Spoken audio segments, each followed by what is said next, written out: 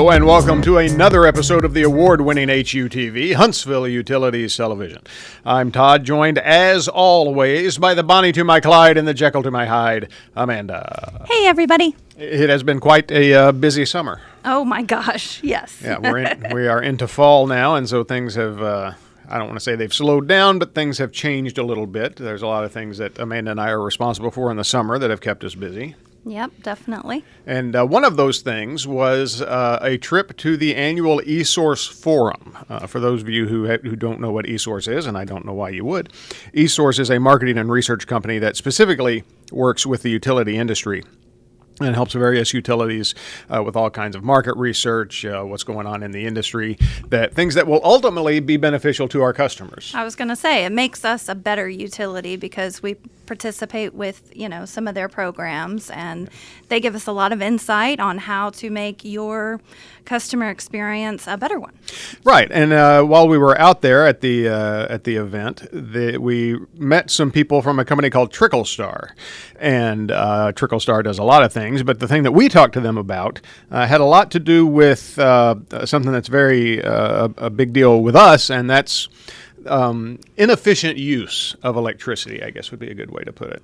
Absolutely. If you've watched our show before, you know that that's a lot of what we talk about is how to be more efficient with your energy consumption and how to basically not, rack up the utility bill when you don't have to. Yeah, and avoiding waste is a big one. And these guys at Tricklestar have done a lot of research into that about how the electricity that you waste, how it adds up in everything from kilowatt hours used to money on your bill to the carbon footprint that it may be leaving behind.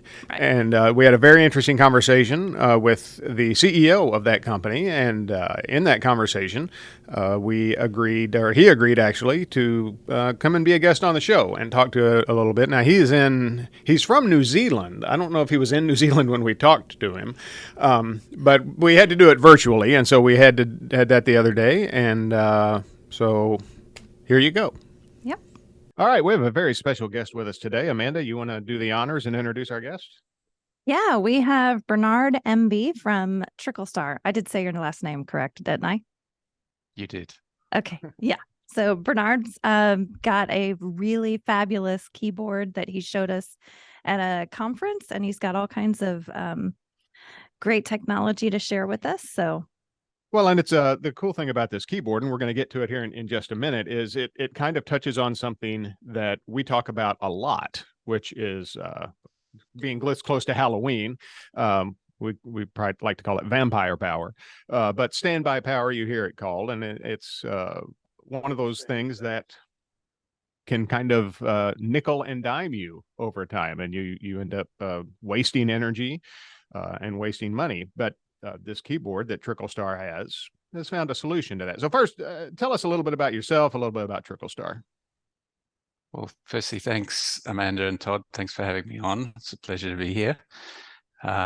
So I've spent pretty much all my working career working in the energy space, working in building controls, commercial office space, and then I've been involved in Tricklestar for 15 years. I'm a founder of Tricklestar.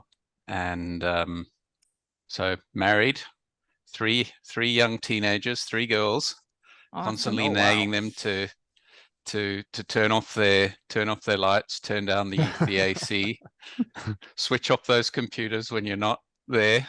So we're a very energy conscious family. I know that you guys, looking at the some information that you sent us, you guys have done a lot of research into this. It's just how much energy is being wasted, and that equates to a lot of things. It's wasting energy, it's wasting money, it's increasing carbon footprints for both residential customers and commercial customers on an even larger scale. Can you talk about that a little bit? Exactly. So we've done a couple of different studies. There's 3 studies we've done so far, and I think for yourselves as well as a lot of your listeners, if you work or if you've ever worked in an office, you'll be familiar. You'll go out at lunch, you'll walk down the corridor, and you'll see screens on. If you're if you're late to leave the office, you walk out and you'll see screens on. You come in on a Sunday or on a Monday morning, and you see screens are on, and you just walk around and you see this everywhere. And a lot of the time, I think when you work in an office environment, you're not paying the bill, so sometimes people aren't as conscious of perhaps switching things off. So we did one of the first studies we did was in California with one of the big educational institutions there. And even though the institution had energy saving settings on all of the fleet of PCs that they had, around more than half of the users had disabled the energy saving settings. Right. And this is a fairly common theme that we have seen across organizations. You perhaps also see it in homes as well. And so there's a substantial amount of energy waste. So you mentioned a little bit in your introduction about vampire power, or it's called various things: standby load, phantom load, and so on. But and that's often devices that are on but not being used. But with computers, when you override the sleep settings and you walk away from them, you actually they stay in an on state, and they draw considerably more power than a device would in the standby state. By law, all computers should be 1 watt or less in the standby state. But the problem is how long does it take to get them into that standby state? Right. So if you override them, you leave the office at, say, 5:30 in the afternoon, that computer could stay on the whole night in an on state. And there's a couple of other sort of trends that have also happened. As people use, we're starting to use computers over the last few years in fundamentally different ways than perhaps they were first envisaged. When we first start, perhaps Todd, you and I, when we first started using computers, they were sort of glorified typewriters. We were using them for word processing, Excel, and so on. Now computers, we're using computers for much longer periods of time, and we're using them to consume media, to consume content. And so what started out, you'd have a computer with one reasonably small display. Now people have much bigger displays, high resolution displays, multiple high resolution displays. And so the problem sort of gets magnified. So it's not just that your computer is not going to sleep. You might have 2 or 3 27-inch displays connected to your computer. Those screens stay on. So they are consuming, in some cases, significantly more power than the actual CPU. If it's a desktop, than the actual CPU, or if it's a notebook. There's also quite a common configuration is people have a notebook computer, and then they'll have 1 or 2 displays connected to that. That's how I do. That's my configuration, actually. Yeah. So while there have been tremendous improvements that have been made in energy efficiency with Energy Star rated desktops and displays and notebooks and so on, you often find that someone's got an efficient notebook or desktop, but then they've got 2 or 3 quite inefficient displays that are connected to them. Exactly. Yeah. So let's talk about the keyboard that you showed us, and were gracious enough to let us try out. Amanda's got a bit more of experience with it than I do, but let's talk about what it does, how it works, and how this can help both businesses and residential energy customers. So the typical way that most computers go to sleep is with a lack of keyboard or mouse input. So if you're not typing, if you're not moving the mouse, jiggling the mouse, then the computer will go to sleep. And there's always a kind of a tension in that system. If you have a very short time setting on your computer, let's say 5 minutes, sometimes you're not typing, you're reading something, you're not moving the mouse, and the thing switches off, and that can be really frustrating. And that's often what leads users to say, oh, damn it, I'm gonna set the sleep timer to 2 hours, or Right. I'm going to completely disable it. So Mhm. that's kind of what, in the last 20, 30 years, the way that energy savings on computers work has really changed very, very little. And so we saw this issue. And so a couple of other things just to talk about was also, as we said, people are using computers for longer. They're also working from home. So we all went through COVID. People set up their home offices, and you get Schooling up, from home. schooling from home. Oh my goodness, don't get me started. Mhm. So you're working, and then you're moving away. You're going to do something. I don't know, FedEx arrives, and you get distracted, and the computer stays on for 30 minutes, and you've set the sleep timer to maybe 60 minutes. So the Right. computer just sits there idling, doing nothing. So there is an opportunity to do energy efficiency with computers in a much, much better way. And that's what led to the advanced keyboard. So if I just show you my one, which I've had, Yes. the way that the keyboard works is it has a radar sensor built into the front of that, and it's sensing me very, very accurately for it's sensing for presence. So it knows that I'm here, and then as soon as I move away, it knows that I'm no longer there, and then you can set the timer to there's three default settings. There's 30 seconds, 3 minutes, or 6 minutes. So if you want to have the best possible energy savings, and also the best security for your desktop. So if you work in in an office environment, often people get up and move away, and then the computer is not locked. The best security setting, the best energy efficiency settings are for 30 seconds. So you move away. After 30 seconds, you're no longer there. The computer will go to sleep.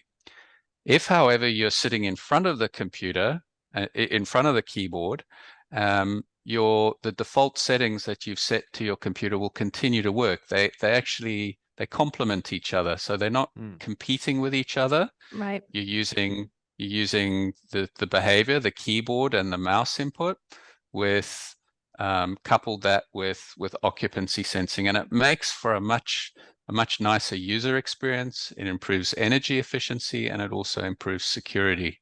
Some of us use Macs, some of us use Windows-based products, Yep. but this keyboard will work regardless of your computer type. Exactly. So we made it, one of the things which we did with the computer was that often in workplaces, the IT manager can get very cautious about what goes onto the network. Are you having to install software? Do you have to maintain it, and so on? So the keyboard doesn't have any of that. It just has, you'll see on the back here, it has a couple of selection switches, so you can select between PC and Mac, and then it has the timer setting, the countdown timer settings. So you select between 30 seconds, 3 minutes, or 6 minutes. So it really is a 1 minute config, less than 1 minute. You just go click, plug it in, and it's done. It uses all the standard USB keyboard libraries. Yeah, you don't have to be an IT expert or anything like that. You just have to know how to plug something in. Yeah. Is there any way to quantify how much energy or how much reduction in carbon footprint or something similar this type of device and this type of activity can bring about? So we've done two independent studies on the keyboard at the moment, and we actually have a utility field trial that's in flight at the moment for residential. So the two workplace studies that we've done, they both landed on about 43% average savings, energy reduction for the keyboard. So that's with the existing CPU or notebook plus monitor, once you introduce the keyboard, you're looking on average around 43%. We've had much higher reductions as well, especially when people have completely disabled the energy savings and they have, you know, multiple monitors. You can see very dramatic energy savings. So much, you know, in the region of, you know, double what a residential refrigerator might use in a year. So you're talking about quite substantial energy savings. That, of course, doesn't apply to everyone, but on average around 43%. For the more tech listeners in your audience, that equates to on average it's around about 130 to 140 kilowatt hours per year. And then in terms of carbon abatement, we did a study with a university. We studied over 400,000 workplace computers, and for a workstation plus a single monitor, there's around I'm using kilograms. I'm metric, so I'm not sure what this is in pounds, but it's around 48 kilograms of carbon. And then of carbon abatement, and for a PC with 2 displays, it's around 67 kilograms of carbon abatement a year. 48 kilograms is 105 pounds. Mm. Nice. So what's really interesting about that is, you know, obviously you can deploy it in your house if you've got a couple of PCs in the house, but it's for organizations, you know, workplace organizations. So you've got hundreds or thousands or even tens of thousands of users. You start to multiply out those numbers and it becomes really meaningful. So I'm sure that many of the listeners that work in organizations, their companies are trying to do the right thing. You know, they've got goals towards net zero, their ESG commitments as a company to reduce carbon and so on. So they'll have done things like they'll have upgraded their HVAC. They've put in LED lighting. They might have put in day lighting.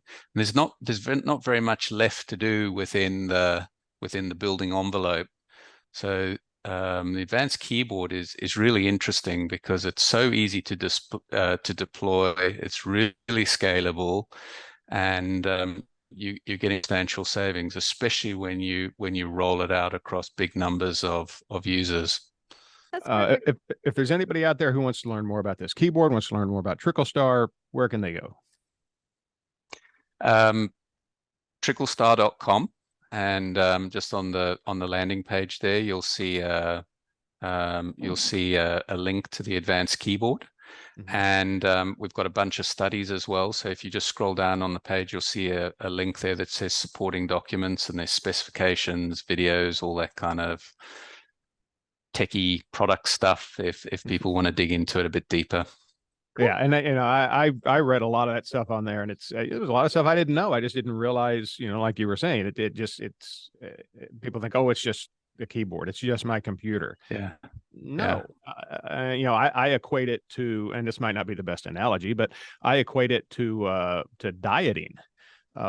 People who are trying to lose weight, you know, like, well, you know, I'm just putting a spoonful of sugar in my coffee. Well, you know, if you use artificial sweetener instead of sugar, well, now you've saved this much, and over time that all adds up. And it's just like this. You think, oh, well, it's not hurting anything. I'm just leaving my monitor on. Well, you know, Right. you might not be hurting anything, but you are wasting things and costing yourself money in the long run. And it's just, you know, I think when we met you at the conference, that's part of the reason Amanda and I were just fascinated by this, is because it just seems like, why hasn't somebody thought of this already?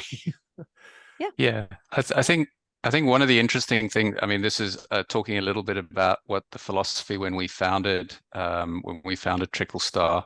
And if you look at the Tricklestar logo, it's this sort of starburst with lots of little dots. And the idea was really about, there's a Japanese poet, and there's a saying. It says, individually we're a drop, together we're an ocean. And it's this idea of everybody playing a part all doing small changes, and collectively that makes a big difference. I think sometimes when we talk about net zero, it can be a bit overwhelming. People think, oh, do I have to give up my car? Do I have to, it can all be a bit too much. But if everybody makes these small changes in their lives in different things, keyboard is one, there's a whole range of different things that you can do. If we all make these little changes, it can certainly improve energy efficiency and reduce the reliance on the grid. Thanks to Bernard for taking the time to talk with us and answer our questions. It was pretty interesting. And it's like I said, why didn't anybody think of this before? Right. And it's so small, but all those little changes and habits make a big impact. Yeah, one drop in the ocean, I believe, is the way he put it, which was much better than my analogy. But yeah, so if you want to learn more about them, you can go to tricklestar.com.